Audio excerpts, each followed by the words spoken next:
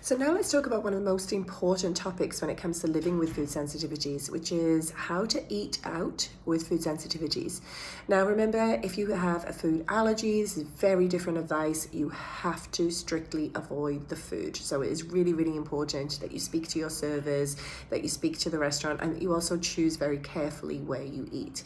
For those with food sensitivities, we do have a little bit more flexibility. Yes, we may suffer symptoms in the next hours to days. However, it's not going to kill us. So our ability to withstand exposure to the food we're intolerant to is very much determined by the strength and resilience of our gut.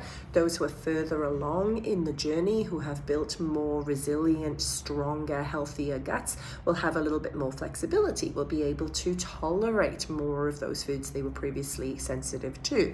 To those who are earlier on in the journey, you might still be highly sensitive.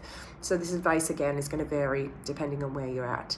Let's assume you're highly sensitive and you're going to an event or you're going just to eat out with some friends. The biggest advice I can give to you is look ahead.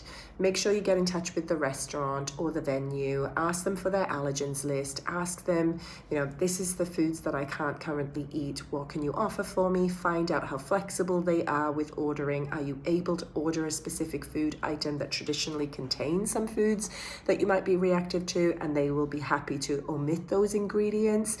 That's kind of a sign of a really good restaurant, to be honest. They're definitely cooking everything fresh if they're happy to omit those ingredients. So if they're happy to do that, I'm usually going to eat there over somewhere that isn't.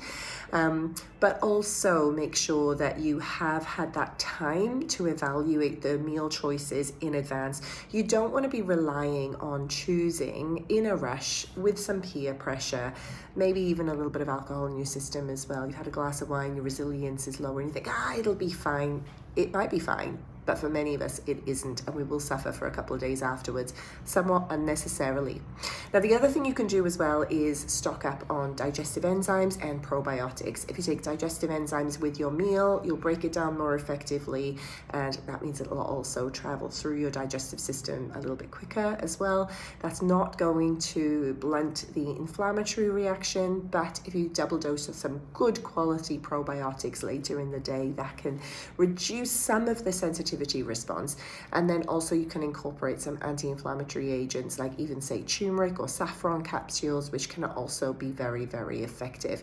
Overall, the stronger, more resilient your gut is, the easier all of this becomes. So do the work, fix your gut. I've got a 7-day program to help you with just that. Meanwhile, if you like this content, like, share, and follow.